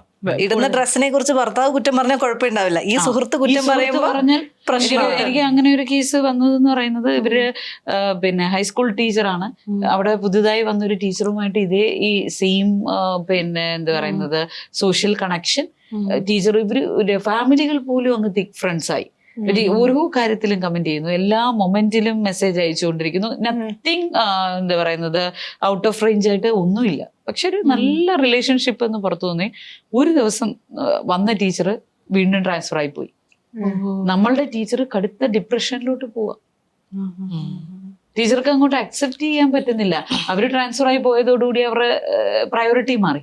പക്ഷെ അതൊരു പേഴ്സണാലിറ്റി ഡിസോർഡർ ആണോ? പേഴ്സണാലിറ്റി ഡിസോർഡർ എന്ന് പറയാൻ പറ്റത്തില്ല, ഒരു ഡിപ്പെൻഡൻസി ഉണ്ടത്. പക്ഷെ നമ്മളിപ്പോ സംസാരിച്ചു വന്ന ആ ഒരു സോഷ്യൽ സെയിം സെക്ഷനോടുള്ള ഒരു കണക്ഷൻ, അതാണ് കൂടുതൽ അതിനകത്തുള്ളത്.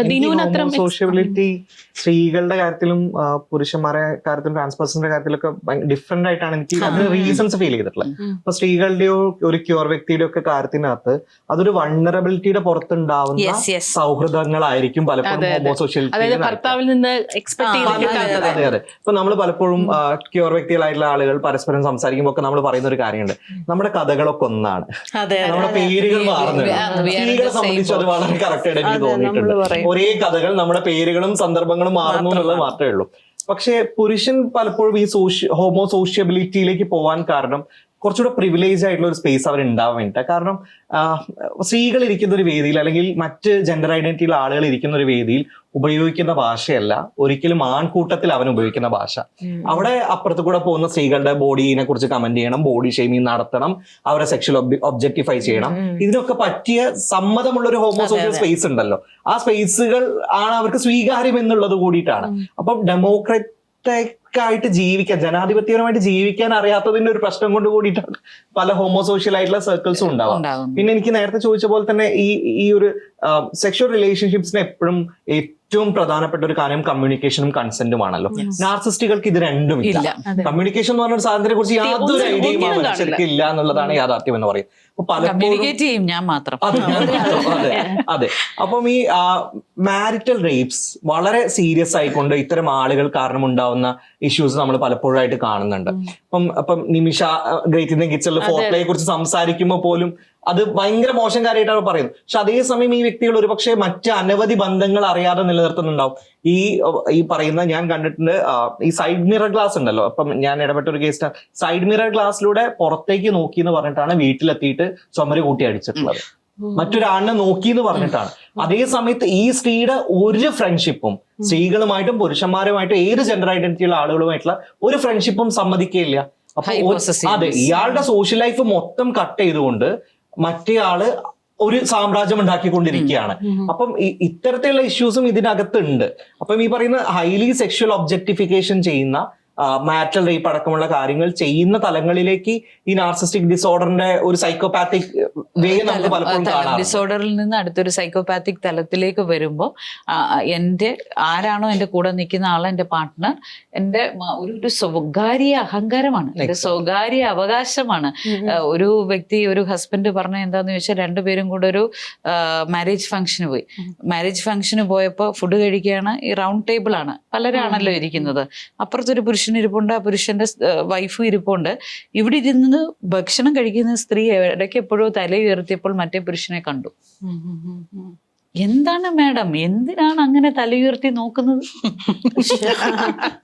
അവൾക്ക് ഫുഡ് കഴിക്കാൻ വന്ന ഫുഡ് കഴിച്ചിട്ട് പോയാൽ പോരെ? ഫുഡിൽ മാത്രം കോൺസെൻട്രേറ്റ് ചെയ്ത് ആ ഫുഡ് കഴിച്ചിട്ട് പോയ സ്ത്രീ കഴിച്ചുകൊണ്ടിരുന്നപ്പോ തല ഉയർത്തി, അത് അപ്പുറത്ത് ആരാ ഇരിക്കുന്നതെന്ന് ജസ്റ്റ് കോമൺ ഒരു ഐസൈറ്റ്. അത്രേ ഉള്ളൂ. ഈവൻ അത് പുരുഷൻ സ്ത്രീ എന്നല്ല, ആരായാലും നമ്മുടെ പക്ഷേ പുരുഷനായി പോയി. അതെ, അതാണ് ഇത് ആണുങ്ങളും ചെയ്യുന്നു, പെണ്ണുങ്ങളും ചെയ്യുന്നു. പക്ഷെ ആ ഒരു ലേഡി ചെയ്തപ്പോ അവരുടെ ഹസ്ബൻഡിന് അത് ഇഷ്ടപ്പെട്ടില്ല. മറ്റൊരു കാര്യം എന്ന് പറഞ്ഞാൽ നമ്മൾ ഈ ഗ്രേവ് റോക്ക് മെത്തേഡ് എന്ന് പറയും. അതായത് ഇതിനെ പ്രതിരോധിക്കുക, ഈ നാർസിസത്തെ പ്രതിരോധിക്കുന്ന ഒരു പരിപാടി ഉണ്ടല്ലോ. അവരോട്ട് ആർഗ്യൂ ചെയ്യാതിരിക്കുക, അവര് പറയുന്നതിനെ ഇഗ്നോർ ചെയ്യുക, ഇൻഡിഫറന്റ് ആയിട്ട് നിൽക്കുക. അത് കുറെ കഴിയുമ്പോൾ, അതായത് ഇയാളോടൊപ്പം ജീവിച്ച് ഒരുതരം മരവിപ്പ് വരും. അപ്പൊ നമ്മൾ പ്രതിരോധിക്കാൻ വേണ്ടി നമ്മൾ അയാളുടെ തർക്കത്തിന് പോവാതിരിക്കുക, അയാൾ എത്രത്തോളം പ്രൊവോക്ക് ചെയ്താലും നമ്മൾ മിണ്ടാതെ അങ്ങ് മൈൻഡ് ചെയ്യാതിരിക്കുക. പക്ഷെ ഈ ഗ്രേവ് റോക്ക് മെത്തേഡില് ഇങ്ങനെ മരവിച്ച് ജീവിക്കുന്ന ഒരാള്, ആ സ്ത്രീ ആയിക്കോട്ടെ പുരുഷനായിക്കോട്ടെ, അയാള് ഗ്രാജുവലി ഒരു നാർസിസ്റ്റ് ആവാനുള്ള സാധ്യതയുണ്ടോ? നാർസിസ്റ്റ് അല്ല, അവര് ഗ്രാജുവലി ഒരു മെന്റൽ ഡിസോർഡറിലേക്ക് പോകും. അവരുടെ സെൽഫ് വല്ലാതെ താന്നു പോകും. ഇവര് ഒരു തലം വരെ ഇവർക്ക് ഇത് അറിയില്ല. രണ്ടാമത്തെ തല ഇവർ ഇതിനെ ഡിഫെൻഡ് ചെയ്യാൻ നോക്കും.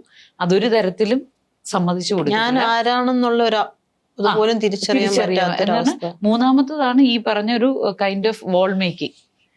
അവിടെ എന്ത് നടന്നാലും എന്നെ ബാധിക്കുന്നില്ല എന്ന രീതിയിലുള്ള ഒരു നംനെസ് ഉണ്ടാവും. പക്ഷെ ഈ നംനെസ് ഗ്രാജുവലി ഇവരെ ഫ്രസ്ട്രേഷനിലേക്കും ഡിപ്രഷനിലോ സൂയിസൈഡിലേക്കോ കൊണ്ടുചെന്ന് എത്തിക്കും. ഇപ്പൊ രണ്ട് നാർസിസ്റ്റുകൾ തമ്മിൽ ഒരു റിലേഷൻഷിപ്പ് ഉണ്ടാവുകയാണെങ്കിൽ എന്തായിരിക്കും കാരണം നാർസിസ്റ്റിന് എപ്പോഴും ഒരു വിക്ടിം വേണമല്ലോ. പക്ഷെ അൺഫോർച്ചുനേറ്റ്ലി ഒരു രണ്ട് നാർസിസ്റ്റ് തമ്മിൽ ഒരു റിലേഷൻഷിപ്പ് ഉണ്ടാവുകയാണെങ്കിൽ അധികം നാളത് മുന്നോട്ട് എനിക്കൊന്ന് തുടങ്ങി കുറച്ച് കഴിയുമ്പോഴേക്കും അത് സ്റ്റോപ്പ് ആയി കാണണം. പക്ഷെ ഇപ്പൊ പറഞ്ഞതുപോലെ നമ്മൾ ഓപ്പോസിറ്റ് പാർട്ട്ണർക്ക് ആ ട്രേറ്റ്സ് ഉണ്ടാവുകയും അയാൾ അത് ചെയ്യാൻ തുടങ്ങി ഒരു പോയിന്റ് ഓഫ് ടൈം കഴിയുമ്പോൾ നമ്മളിലും ചില കാര്യങ്ങളൊക്കെ വന്നു തുടങ്ങും. നാർസിസത്തിന്റെ കുറച്ച് ട്രേറ്റ്സ് നമുക്കും ഷൗട്ട് ചെയ്യാൻ തുടങ്ങത്തില്ല. ഇത് നാർസിസത്തിന്റെ ട്രേറ്റ് അല്ല, ടോക്സിക് ആവും നമ്മൾ.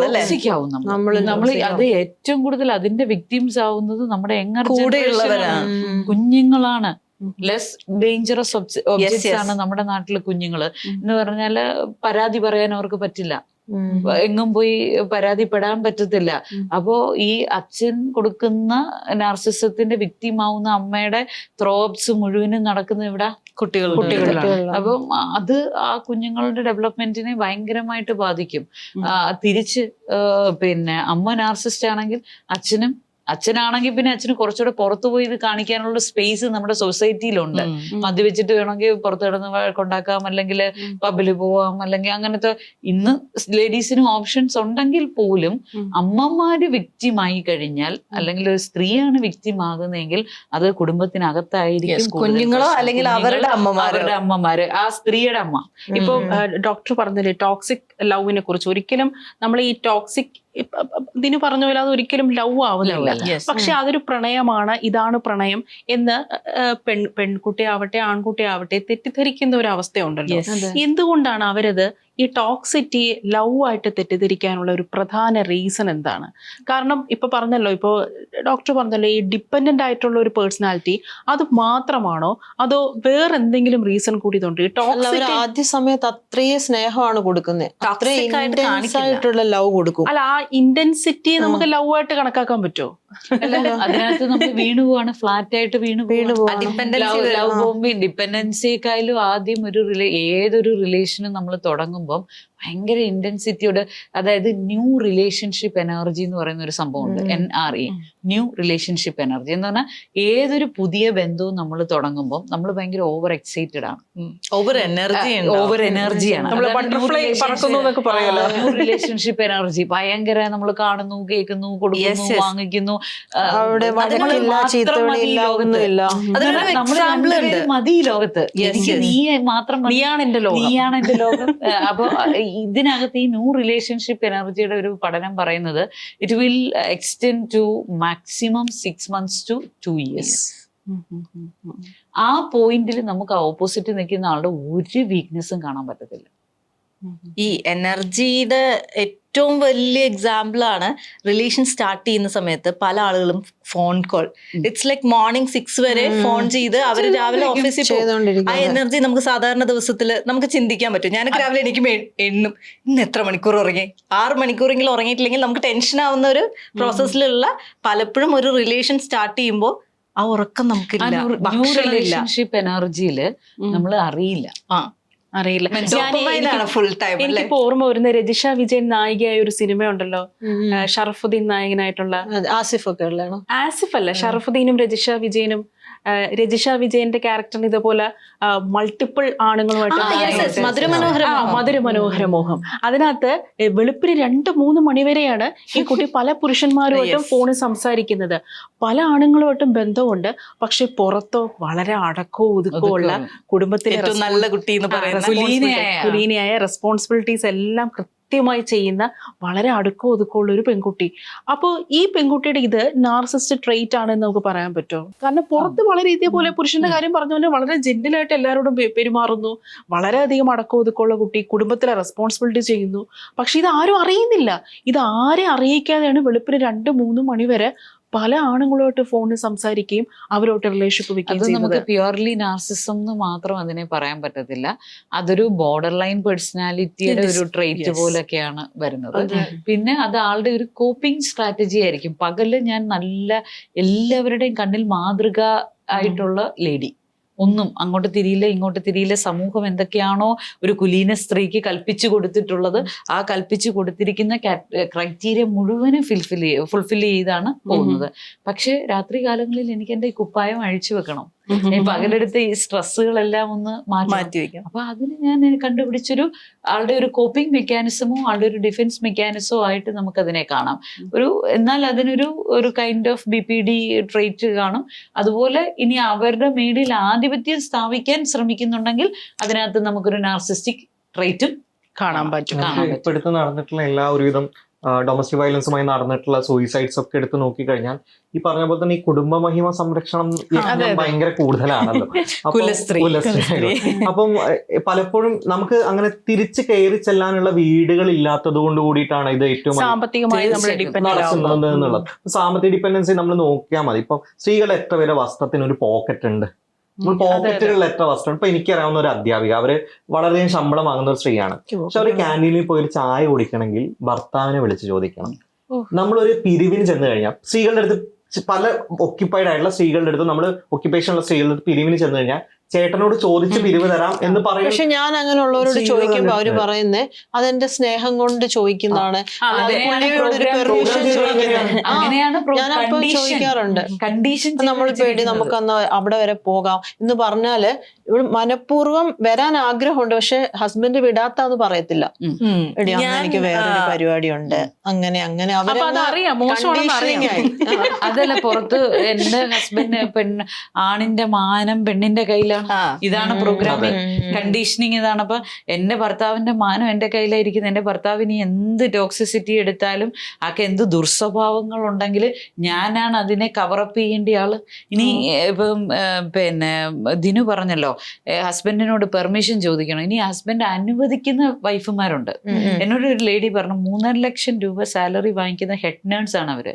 പക്ഷെ 3000 രൂപ കൊടുത്തൊരു ഫേഷ്യൽ ചെയ്യാൻ എന്തെങ്കിലും വലിയ പ്രോഗ്രാമോ പാർട്ടിയോ ഒക്കെ വരുമ്പോഴാണ്, ഒരു ഇവന്റ് വരുമ്പോഴാണ് കിടക്കുമ്പോൾ എന്നോട് പറഞ്ഞത്, അവിടെ ബ്യൂട്ടി പാർലറിൽ ചെന്ന് ഇതിൽ കിടക്കുമ്പോൾ എനിക്ക് ഉള്ളില് ഭയങ്കര ഗിൽറ്റാണ് മാഡം, ഞാൻ എനിക്ക് വേണ്ടി 3000 രൂപ കളയുവാണല്ലോ. 3.5 ലക്ഷം രൂപ സാലറി വാങ്ങിക്കുന്ന കോൺഫിഡൻസ് ലെവലാണ് എനിക്ക് വേണ്ടി 3000 ഞാൻ ആ കണ്ടീഷനിങ്ങിന്റെ ഇന്റൻസിറ്റി കാണിക്കാൻ വേണ്ടി, സോഷ്യൽ കണ്ടീഷനിങ്ങിന്റെ ഇന്റൻസിറ്റി കാണിക്കാനാണ്.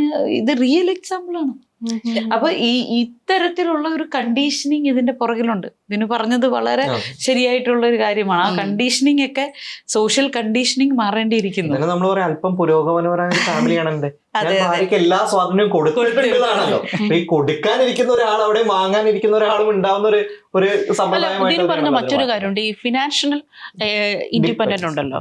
അപ്പൊ നമുക്ക് ഈ പലപ്പോഴും ഈ നാർസിസ്റ്റ് ആയിട്ടുള്ള ആൾക്കാര്, അതായത് ഭർത്താവട്ടെ ഭാര്യ ആവട്ടെ, ഭർത്താവിന്റെ കാര്യം തന്നെ പറയാം, അതായത് ഇദ്ദേഹത്തെ ഒഴിവാക്കി പോകാൻ പെൺകുട്ടികൾക്ക് പറ്റാത്തത് ഈ ഫിനാൻഷ്യൽ ഡിപ്പെൻഡൻസി ഉള്ളത് കൊണ്ടാണ്. കുട്ടികളുണ്ട്, കുട്ടികളെ വളർത്തണം, അവരുടെ സ്കൂൾ ഫീസ്, മറ്റ് ചെലവുകൾ. ഇപ്പൊ ഈ പെൺകുട്ടിക്ക് ജോലി ഉണ്ടെങ്കിൽ പോലും ഇതെല്ലാ ചെലവും ആ കുട്ടിയുടെ ശമ്പളത്തിൽ നിന്ന് വഹിക്കാൻ പറ്റില്ല. കാരണം കൂടുതൽ ശമ്പളം കിട്ടുന്നത് ഈ ഭർത്താവിനായിരിക്കും. അങ്ങനെ ഇട്ടിട്ട് പോവാനൊക്കെ ഡോക്ടർമാർക്ക് പറയാൻ എളുപ്പമായിരിക്കും, പക്ഷെ അത് സുപ്രഭാതത്തിൽ അങ്ങനെ ചെയ്യാൻ പറ്റില്ല ആ പെൺകുട്ടിക്ക്. ആ പെൺകുട്ടിയുടെ തലയിൽ അത്രമാത്രം ഉത്തരവാദിത്വമുണ്ട്, മക്കളുടെ ഉത്തരവാദിത്വമുണ്ട്. അപ്പം അങ്ങനെ ഒരു സിറ്റുവേഷൻ വരുമ്പോഴാണ് എന്ത് ചെയ്യണമെന്നറിയാതെ ഈ പെൺകുട്ടികൾ പെട്ടുപോകുന്നത്. കാരണം ഈ ഇമോഷണൽ ഡിപ്പെൻഡൻസി എന്ന് പറയുന്നത് നമ്മളെ മനസ്സിനെ ട്രെയിൻ ചെയ്ത് ആക്കാം. പക്ഷേ ഫിനാൻഷ്യൽ ഡിപ്പെൻഡൻസി എന്ന് പറയുന്നത് വലിയൊരു പ്രതിസന്ധി തന്നെയാണ്. അത്തരം സിറ്റുവേഷനിൽ എന്താ ചെയ്യാൻ പറ്റുക? ഞങ്ങൾ തന്നെ ഒരു ഇടപെട്ടൊരു മാറ്ററിന്റെ അകത്ത് ഒരു സ്റ്റുഡന്റ് ആണ് അവര് ഏൺ ചെയ്യുന്ന ഫെല്ലോഷിപ്പ്, അവർക്ക് കിട്ടുന്ന ഫെല്ലോഷിപ്പ് ഒരു 10-12 വർഷം ഏൺ ചെയ്ത സകല ഫെല്ലോഷിപ്പുകളും ഒപ്പം അവരുടെ ആഭരണങ്ങളും ഒരാൾ വളരെ സുഖമായിട്ട് കൈക്കലാക്കി വെച്ചുകൊണ്ടിരിക്കുകയാണ്. എന്നിട്ട് അവരെ വളരെ മാനിപ്പുലേറ്റ് ചെയ്തുകൊണ്ട് ആ റിലേഷൻഷിപ്പിൽ നിന്ന് അവരാണ് കുറ്റവാളി എന്ന് സ്ഥാപിച്ചുകൊണ്ട് അയാൾ ഒഴിഞ്ഞു പോവുകയും ചെയ്യുന്നുണ്ട്. അപ്പം നമ്മൾ പലപ്പോഴും സ്ത്രീകൾക്കെതിരെയുള്ള അതിക്രമം തടയാൻ എന്ത് ചെയ്യണമെന്ന് ആലോചിക്കുന്ന സമയത്ത് കരാട്ടെ ക്ലാസ് ആണ് ഫസ്റ്റ് നമ്പർ. നമ്മുടെ സെൽഫ് ഡിഫൻസ് ആദരവിധം പറഞ്ഞ് വരുന്നത്, അല്ലെ പെപ്പർ സ്പ്രേ കൊടുക്കാം. ഇതാണ് നമ്മുടെ എളുപ്പത്തിലുള്ള ഓപ്ഷൻ എന്ന് പറയുന്നത്. ഇതല്ലാതെ ഒരു സെൽഫ് റിലയന്റ് ആയിക്കൊണ്ട് സെൽഫ് എംപ്ലോയ്മെന്റിലേക്ക് ആളുകളെ നയിക്കുന്ന രീതിയിൽ, അല്ലെങ്കിൽ ഒരു സ്വയം, ഇപ്പം നേരത്തെ നമ്മൾ സംസാരിച്ച വളരെ ചെറിയ പ്രായത്തിലാണല്ലോ കല്യാണം വീണ്ടും ട്രെൻഡിങ് ആയിക്കൊണ്ടിരിക്കുകയാണ്. അപ്പം ഒരു സ്വയം പര്യാപ്തത എത്തിയതിനു ശേഷം മാത്രം വിവാഹം എന്നുള്ള ഒരു കാര്യത്തിലേക്ക് പോവുക എന്നുള്ളത് വളരെ ഇമ്പോർട്ടന്റ് ആയിട്ടുള്ള ഒരു, അത് ഏത് ജെൻഡറിൽപ്പെട്ട ഒരാളായാലും ഇമ്പോർട്ടന്റ് ആയിട്ടുള്ള ഒരു കാര്യം തന്നെയാണ്. പരസ്പരം ഏൺ ചെയ്യുക, പരസ്പരം ഏൺ ചെയ്ത രണ്ട് പണത്തിനും വാല്യൂ ഉണ്ടാവുക, അതോടൊപ്പം തന്നെ സെൽഫ് കെയർ ചെയ്യുക എന്നുള്ളത് വളരെ ഇമ്പോർട്ടന്റ് ആയിട്ടുള്ള കാര്യം. അപ്പം നിങ്ങൾ ഓർക്കുന്നുണ്ടോ, വളരെ ഒരു നഫീസുമ്മ എന്ന് പറഞ്ഞൊരു സ്ത്രീ മണാലിയിൽ പോയി എന്തുമാത്രം പ്രശ്നം നമ്മുടെ നാട്ടിലുണ്ടായത് നമുക്കറിയാം. അപ്പം ഭർത്താവ് മരിച്ച ശേഷം അവർ പോയിട്ട് പോലും ഇത്രയും പ്രശ്നമാണെന്നുള്ളത് നമ്മൾ ആലോചിക്കണം. അപ്പം എത്രത്തോളം അങ്ങനെ സ്വതന്ത്രമായി ടൂറുകൾ പോകാൻ പറ്റുന്ന സ്ത്രീകൾ ഉണ്ട് എന്നുള്ളത് നമ്മൾ ആലോചിക്കണം. ഇപ്പൊ ഉണ്ടാവുന്ന ഈ ഷീ ഗ്രൂപ്പുകൾ, ചില ഷീ ട്രാവൽ ഗ്രൂപ്പുകളൊക്കെ ചില എക്സംഷൻസ് ആണ്. അതല്ലാതെ നമ്മുടെ ഈ സെൽഫ് കെയർ എന്ന് പറയുന്നത് വളരെ ഇമ്പോർട്ടന്റ് ആണ്. പറഞ്ഞ പോലെ തന്നെ ഒരു ഫേഷ്യൽ ചെയ്യാനോ അല്ലെങ്കിൽ സ്വന്തം കോൺഫിഡന്റ് ബൂസ്റ്റ് ചെയ്യുന്ന പ്രോഗ്രാംസിന് പോകാനോ ഒരു സിനിമയ്ക്ക് പോകാനോ ഒക്കെ അവനവന് വേണ്ട സമയം കണ്ടെത്താൻ പറ്റുക എന്നുള്ളത് വളരെ ഇമ്പോർട്ടന്റ് ആയിട്ടുള്ള ഒരു കാര്യമാണ്. അപ്പം സെൽഫ് കെയർ ഉണ്ടാവുക, സെൽഫ് എസ്റ്റീം അത്തരത്തിൽ ബിൽഡപ്പ് ചെയ്യുക, ഒപ്പം തന്നെ സെൽഫ് റിലയന്റ് ആയിട്ടുള്ള ഒരു എക്കണോമിക് രീതിയിലേക്ക് മാറുക. അവിടെയാണ് ഒരു പ്രശ്നം. അതായത് ഇപ്പൊ നമ്മൾ പറയുമല്ലോ, ഇപ്പം മിഡിൽ ക്ലാസ് ഫാമിലിയുള്ള എല്ലാവരും പ്രൈവറ്റ് സ്കൂളിലായിരിക്കും മക്കളെ പഠിപ്പിക്കുക. ഈ പ്രൈവറ്റ് സ്കൂളിന്റെ ഫീസ് എന്ന് പറയുന്നത് പലപ്പോഴും ലക്ഷങ്ങളായിരിക്കും. നമ്മളിപ്പോ ഒരു ജോലി കയറുന്ന, അല്ലെങ്കിൽ ഈ ലാക്സ് റുപ്പീസ് കിട്ടുന്ന ജോലികൾ എത്രത്തോളം ഉണ്ട്, അല്ലെങ്കിൽ അത്തരം ഒരു വരുമാനം കിട്ടാനായിട്ട് നമ്മൾ എത്ര വർഷം ജോലി എടുക്കേണ്ടി വരും. അപ്പൊ പലപ്പോഴും ഈ പെൺകുട്ടിക്ക് അത്രയൊന്നും എക്സ്പീരിയൻസ് കാണില്ല. അപ്പൊ ഇതുപോലെ നാർസിസം ഈ ഒരു ടോളറേഷൻ ലെവൽ ഒരു പോയിന്റ് കഴിയുമ്പോൾ ഈ പെൺകുട്ടിക്ക് വിട്ടു പോകാൻ പറ്റുന്നില്ല. കാരണം ഹസ്ബൻഡിന്റെ സാലറിയും കൂടെ ഡിപ്പെൻഡ് ചെയ്താണ് കുട്ടികളെ പഠിപ്പിക്കുകയാണ്. അപ്പോൾ പലപ്പോഴും എനിക്ക് പല പെൺകുട്ടികളെ അറിയാം, ഈ സോഫ്റ്റ്വെയർ പ്രൊഫഷനിലുള്ള പല പെൺകുട്ടികൾക്കും അവർക്കൊന്നും ഇതേപോലെ ലാക്ക് സാലറി ഒന്നും ആയിട്ടില്ല. പക്ഷെ ഹസ്ബൻഡിന് അത്രയും ലാക്ക് സാലറി ഉണ്ട്. ഈ കുട്ടികൾ പഠിക്കുന്നത് പ്രൈവറ്റ് സ്കൂളിലാണ്, വലിയ സ്കൂളിലാണ്. ഇവരുടെ ഫീസ് തന്നെ ലാക്സ് ഓഫ് റുപ്പീസ് ഉണ്ട്. ഇവർക്ക് ഗവൺമെന്റ് സ്കൂളിൽ മക്കളെ പഠിപ്പിക്കാൻ വിടാൻ താല്പര്യമില്ല. അപ്പം ഇത്തരം സിറ്റുവേഷനിലാണ് ഈ പെൺകുട്ടികളെല്ലാം എന്ത് ചെയ്യണമെന്ന് സൈലന്റ് ആയിട്ടിരിക്കാം,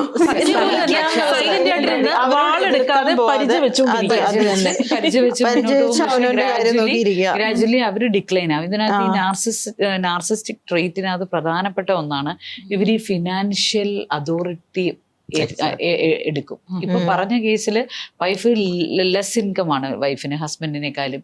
ഇനി നേരെ തിരിച്ചുള്ള കേസസ് ഉണ്ട്, വൈഫിനായിരിക്കും ഹയർ ഇൻകം, മനസ്സിലായി. പക്ഷെ ഈ ഹയർ ഇൻകവും ആരുടെ അണ്ടറിലായിരിക്കും? അവരുടെ ഈ നാർസിസ്റ്റിക് പേഴ്സൺ. തിരിച്ച് ഹസ്ബൻഡിന്റെ പിന്നെ സാലറി അതുപോലെ വാങ്ങിച്ചു വെച്ചിട്ട് കണക്ക് പറഞ്ഞ് ഒരു പൈസയുടെ കണക്ക് പറഞ്ഞ് ചെയ്യുന്ന നാർസിസ്റ്റിക് സ്ത്രീകളുണ്ട്. അപ്പോൾ നമ്മൾ ഇതിനകത്ത് മനസ്സിലാക്കേണ്ട, നാർസിസ്റ്റ് ആണോ അവര് എല്ലാ തരത്തിലുള്ള അതോറിറ്റി അവരെടുക്കും. മനസ്സിലായി, എല്ലാ അതോറിറ്റിയും. അല്ല, ഇതുപോലെ അവരിങ്ങനെ പ്രൊവോക്ക് ചെയ്യുമല്ലോ, ഈ പ്രശ്നങ്ങൾ ഉണ്ടാക്കാന്നുള്ളത് ഇവർക്കൊരു കിക്ക് കിട്ടുന്നുണ്ട്. എപ്പോഴും ഇങ്ങനെ പ്രശ്നങ്ങൾ, ഇപ്പൊ ഒരു സിനിമ കണ്ടിറങ്ങിയാൽ തന്നെയും ആ സിനിമയെ കുറിച്ച് ഡിസ്കസ് ചെയ്യുമ്പോൾ കഥ പറഞ്ഞിട്ട് അടിയുണ്ട്, അന്ന് കഥ പറഞ്ഞ് ഇപ്പൊ വല്ല അവിഹിതമാണെങ്കിൽ അതിനെ കുറിച്ച് എന്തെങ്കിലും ചർച്ച ചെയ്ത് നമ്മൾ അതിനെ കുറിച്ച് ഒരു പോസിറ്റീവ് ആയിട്ട് പറയുവാണെങ്കിൽ അത് വെച്ചൊരു അടി അത് വെച്ചൊരു അടി ഉണ്ടാവും. അവർക്ക് ഇങ്ങനെ പ്രശ്നങ്ങൾ പ്രശ്നങ്ങൾ ഉണ്ടാക്കുമ്പോ ഇവര് എന്ത് പോയിന്റ് അവര് പറയുന്നോ ആ പോയിന്റ് ശരിയാണെന്ന് സമ്മതിച്ചു കൊടുക്കുക. അത്രേ ഉള്ളൂ. എല്ലാം താങ്കൾ പറയുന്നത് താങ്കളാണ് ഈ ലോകത്തിലെ ശരി. ഞാൻ ആദ്യമായിട്ടൊരു നാർസിസ്റ്റിനെ കാണുന്നത് എന്റെ ജീവിതത്തിൽ തന്നെയാണ്. ഫസ്റ്റ് ടൈം എന്റെ ഒരു ഞാൻ പക്ഷെ പെട്ടെന്ന് എനിക്ക് നോ പറയാൻ പറ്റി. എന്നുവെച്ചാൽ ഞാൻ പരിചയപ്പെടുമ്പോൾ ഈ പേഴ്സണൽ ഭവിത സിനിമയൊക്കെ അല്ലേ ചെയ്യുന്നത്, ഞാനും സിനിമയിലാണല്ലോ, നമുക്ക് ഒരുമിച്ച് സിനിമകൾ ചെയ്യാം, എനിക്ക് കഥയൊക്കെ പറയുമ്പോൾ അത് കണക്ട് ആവുന്ന ഒരാള് വരിക എന്ന് പറയുന്നത് ഭയങ്കര രസമാണെന്നൊക്കെ പറഞ്ഞു. അങ്ങനെ വർക്ക് ചെയ്യുന്നു, രണ്ടുപേരും അതിനെക്കുറിച്ച് കമ്മ്യൂണിക്കേറ്റ് ചെയ്യുന്നു. അങ്ങനെയൊക്കെ തുടങ്ങി. നമ്മൾ ഫിനാൻഷ്യൽ പാർട്ടൊക്കെ പറയാൻ തുടങ്ങി. ഇത് പറഞ്ഞു കഴിഞ്ഞ് കുറച്ച് കഴിഞ്ഞപ്പോൾ ആളുടെ സ്വഭാവത്തിൽ മാറ്റം വരാൻ തുടങ്ങി. ഇയാളും പോകുന്നത് ഷൂട്ടിന്, ഞാനും പോകുന്നത് ഷൂട്ടിന്. എൻ്റെ ഷൂട്ട് ലേറ്റ് ആകുമ്പോൾ മാത്രം അവിടെ പ്രശ്നങ്ങൾ വരാൻ തുടങ്ങി. ഞാനും ഷൂട്ടിനൊക്കെ പോകാറുണ്ട്, 10 മണി കഴിഞ്ഞാൽ എന്താ ഇത്ര നേരത്തെ പോകണമെന്ന് പറയും. അങ്ങനെയൊക്കെയുള്ള സംസാരങ്ങൾ തുടങ്ങി. അപ്പോഴും പിറ്റേ ദിവസം അത് ഓക്കെയാണ്. പറഞ്ഞു ഒരു ഡയലോഗിലാണ് എനിക്ക് ഭയങ്കര ആ നേഴ്സിന്റെ കാര്യം എനിക്ക് അവിടെ കണക്ട് ആയിപ്പോയി. എന്താന്ന് വെച്ചാൽ ഞാനിങ്ങനെ സംസാരിച്ച് നമ്മൾ സാലറിയെ കുറിച്ച്, ഇൻകം സേവ് ചെയ്യുന്നതിനെ കുറിച്ച് സംസാരിച്ചപ്പോൾ വളരെ കാഷ്വൽ ആയിട്ട് ആളെൻ്റെ അടുത്ത് പറയാണ്, നിനക്കിപ്പോൾ 1 ലക്ഷം രൂപ സാലറി ഉണ്ടാവും, അത് നിനക്ക് എന്ത് വേണേലും ചെയ്യാം, പക്ഷെ നീ അതെങ്ങനെ ചെയ്യുന്നുള്ള എൻ്റെ കൺട്രോളിലായിരിക്കും, നിനക്ക് മനസ്സിലാവില്ല.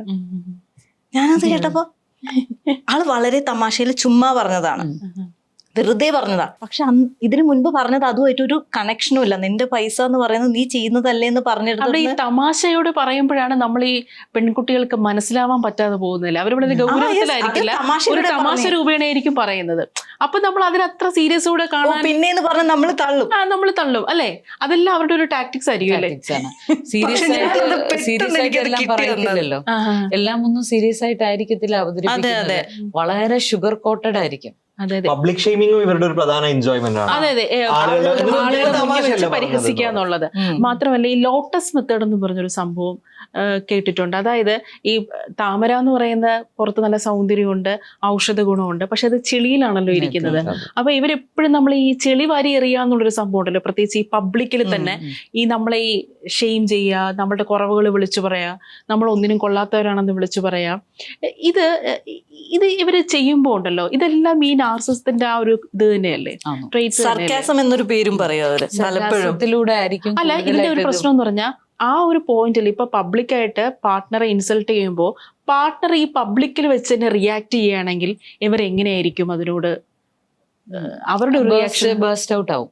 പിന്നെ കുറച്ചുകൂടെ ടാക്ടിക്കലി ഇതിനെ കൈകാര്യം ചെയ്യാൻ അറിയുന്ന നാർസിസ്റ്റുകൾ അത് സപ്രസ് ചെയ്ത് വെച്ചിട്ട് ഇൻസൈഡ് ചെല്ലുമ്പോൾ ശരിക്കും ബസ്റ്റ് ഔട്ട് ആയി അത് ഫിസിക്കൽ സെക്ഷൽ അബ്യൂസിലേക്ക് വരെ ഇമോഷണൽ അബ്യൂസിലേക്ക് വരെ പോകും.